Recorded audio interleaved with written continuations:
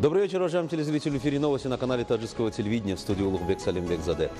И к основным новостям к этому часу. Ввод в действие первого агрегата Рагунской гидроэлектростанции, то есть судьбоносного объекта века и гаранта надежного будущего Таджикистана, благодаря чему осуществились многолетние чаяния славного и трудолюбивого таджикского народа, является собой коренным переворотом в истории независимого Таджикистана и большим устойчивым шагом нашей страны в направлении достижения первой национальной стратегической цели – энергетической независимости. За последние 10 лет производственная мощность энергетической системы страны увеличилась в объеме 1520 мегаватт. Были созданы и сданы в эксплуатацию более чем 1300 километров высоковольтных линий электропередачи. С начала строительства Рагунской ГЭС из всех источников финансирования освоено 24 миллиарда самани. Только в 2018 году 3,9 миллиарда самани, а в 2019 году с этой целью намечено направить почти 4 миллиарда самани, что позволит своевременный пуск второго агрегата крупнейшей в регионе гидроэлектростанции. Сейчас продолжается реконструкция гидроэлектростанции Сарбанд на сумму 1,3 миллиарда самани, а в 2019 году начнутся работы по реконструкции Каракумской ГЭС на сумму 1,9 миллиарда самани и первый этап реконструкции Нурекской ГЭС на сумму 3,5 миллиарда самани. После полной реконструкции мощность этих трех электростанций по сравнению с нынешней их реальной мощностью в целом возрастет на 840 мегаватт. Только Рагунская ГЭС позволит, чтобы жизнь Нурекской ГЭС продлилась на столетие. Это означает, что в Нурекское водохранилище из Рагунской ГЭС будет поступать чистая от осадков вода, и Нурекское водохранилище впредь не будет заиливаться. Вдобавок к этому мощность производимой электроэнергии действующих гидроэлектростанций Вахшского каскада увеличится на 4 миллиарда киловатт-часов. В целях дальнейшей устойчивости энергетической системы страны начаты работы по реализации регионального проекта КАСА-1000 общей стоимостью почти 11 миллиардов самани, которые завершатся в 2021 году. Также уже в этом году для эффективной деятельности Рагунской ГЭС сданы в эксплуатацию современное комплектное распределительное устройство, то есть подстанция на сумму 530 миллионов самани, 500-киловольтные линии электропередач в районах республиканского подчинения на сумму почти 750 миллионов самани и 220-киловольтная линия Айни-Рудаки на сумму 250 миллионов самани. В текущем году мы сделали не только устойчивый шаг для достижения энергетической независимости, но и впервые за 27 лет суверенитета нашей страны полностью обеспечили республику электроэнергией в течение 2 последних лет и экспортировали электроэнергию в объеме почти 3 миллиардов киловатт-часов. Наряду с этим правительство страны принимает эффективные меры для дальнейшего реформирования управления сферой разработки новой системы учета затрат на производство, передачу и распределение электроэнергии и внедрения современного механизма учета и сбора денег за использование электроэнергии путем использования электронной системы. Необходимо подчеркнуть, что использование громадных гидроэнергетических мощностей Таджикистана для обеспечения стран региона чистой с экологической точки зрения электроэнергии, одной из основ развития зеленой экономики, может содействовать сокращению выбросов углекислых газов в атмосферу. В настоящее время Таджикистан, согласно оценкам международных организаций, занимает 6-е место в мире по производству электроэнергии из возобновляемых источников. Наша страна имеет возможность после ввода в действие новых мощностей, в том числе и Рагунской ГЭС, выйти на 2-е или 3-е место в мире по выработке электроэнергии из возобновляемых источников. Это будет вкладом Таджикистана в решение одной из главных проблем – сокращение выбросов углекислого газа в атмосферное пространство и уменьшение губительных последствий потепления климата. Одновременно с упомянутыми проблемами необходимо проявлять серьезное отношение к вопросам охраны окружающей среды, растительного и животного мира, экологической ситуации и с этой целью добиваться пересмотрения подхода к вопросу усовершенствования законодательства в этой сфере. Ведь охрана окружающей среды в настоящее время является одним из основных факторов привлечения туристов. Зумрат Файзиева, Дильшоди Хушвак, телевидение, Таджикистан.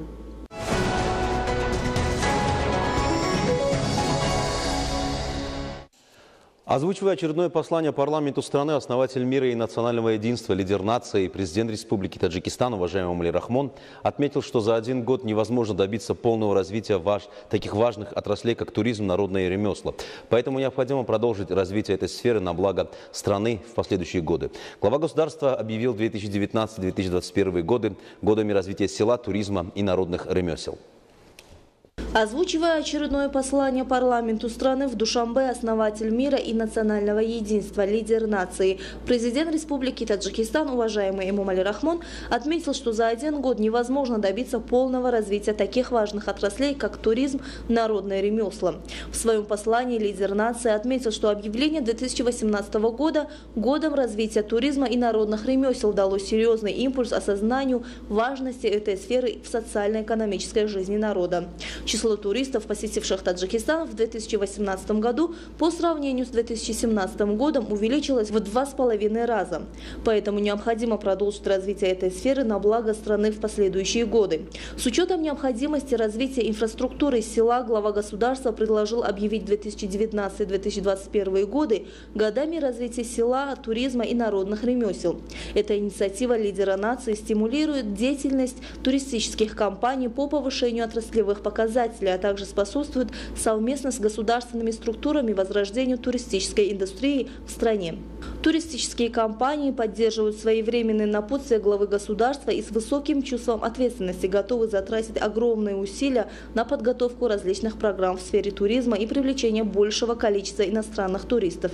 В 2018 году была принята стратегия развития туризма до 2030 года, и туристические возможности Таджикистана максимально представлены на мировой арене. Однако для развития инфраструктуры отрасли необходимо принять дополнительные меры. Между тем, лидер нации добавил, что в этом году в республике создано 350 тысяч новых рабочих мест.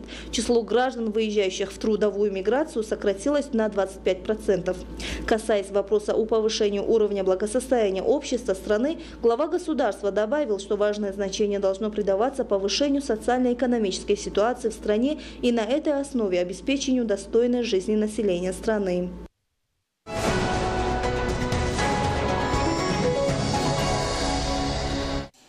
Для качественного решения задач, поставленных перед правительством страны, необходимо проанализировать социально-экономические последствия изменения в международных экономических отношениях, состояние финансовых рынков и принять решительные меры в направлении сохранения стабильности основных макроэкономических показателей, обеспечения устойчивой деятельности банковской системы, предприятий и добиться большого улучшения инвестиционного климата.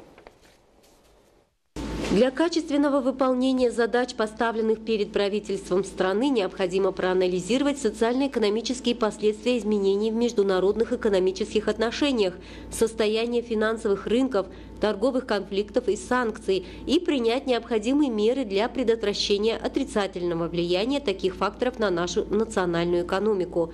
Также надлежит принять решительные меры в направлении сохранения стабильности основных макроэкономических показателей, обеспечения устойчивой деятельности банковской системы, предприятий и добиться большего улучшения инвестиционного климата. Необходимо реализовать стратегию управления государственными финансами с учетом приоритетов страны, качественного выполнения доходной и расходной части бюджета, прозрачности расходов, а также выдвижения перспективных планов реформ в этих областях. Следует отметить, что банковская система играет важную роль в обеспечении социально-экономического развития страны, в особенности в развитии реальных сфер экономики, увеличения экспортного потенциала страны, создания новых рабочих мест и расширении дополнительных источников пополнения государственного бюджета. За 11 месяцев 2018 года банковской системой, предпринимателям и населению было выделено кредитов на сумму 7 миллиардов 250 миллионов сомани, что на 201 миллион сомани или 3% больше прошлогоднего периода. В связи с этим необходимо принять решительные меры для увеличения объема кредитования частного сектора и в особенности производственных сфер, сохранения устойчивости банковской системы, улучшения уровня и качества обслуживания, подготовки специалистов банковской системы и повышения их профессионализма. Вдобавок к этому необходимо ускорить практику безналичного расчета в денежном обращении страны и в 2019 году широко внедрять этот порядок при оплате в сфере услуг услуг и торговли. Отметим, что в 2018 году доля наличных денег, находящихся в обращении вне банковской системы, в общем денежном обращении страны составила 44%. С учетом современных процессов надлежит усилить работы по реализации цифровой экономики и внедрению цифровых технологий в социально-экономические сферы.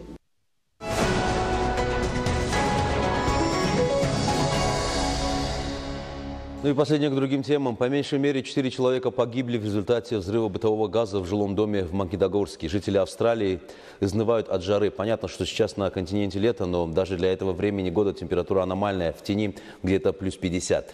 В канадском городе произошло страшное ДТП на железной дороге. Поезд сбил и протащил по путям легковой автомобиль, который объехал шлагбаум и хотел проскочить на запрещенный сигнал. Вертолет разбился при заходе на посадку в Улан-Удэ, куда он вернулся после неудачи с посадкой в запланированном пункте назначения. Об этих и других событиях в мире более подробно в блоке зарубежных новостей. По меньшей мере 4 человека погибли в результате взрыва бытового газа в жилом доме в Магнитогорске. Еще нескольких человек, в том числе одного ребенка, удалось извлечь из-под завалов живыми. Судьба почти 60 жителей дома остается неизвестна. По данным властей, около 300 человек нуждаются во временном размещении. На месте обрушения идут поисково-спасательные работы. В них задействовано несколько сот человек и более 60 единиц техники. В городе введен режим чрезвычайной ситуации. Жители Австралии изнывают от жары. Понятно, что сейчас на континенте лето, но даже для этого времени года температура аномальная. Власти призывают местных жителей по возможности оставаться дома или в помещениях с кондиционерами. На улице такой зной, что многие падают в обморок. Некоторые компании распустили своих работников на каникулы. На побережье дежурят бригады медиков и спасателей. От жары страдают не только люди, но и природа. Животные стараются тоже держаться поближе к воде, а спасатели предупреждают о крайне высокой опасности лесных пожаров. По прогнозам синоптиков, аномальная жара продержится в Австралии еще как минимум неделю. Вертолет разбился при заходе на посадку в Улан-Удэ, куда он вернулся после неудачи с посадкой в запланированном пункте назначения. Ранее сообщалось, что в Улан-Удэ в районе Верхней Березовки потерпел крушение вертолет, погибли 4 человека. Возгорание на месте ЧП потушили, возбуждено уголовное дело.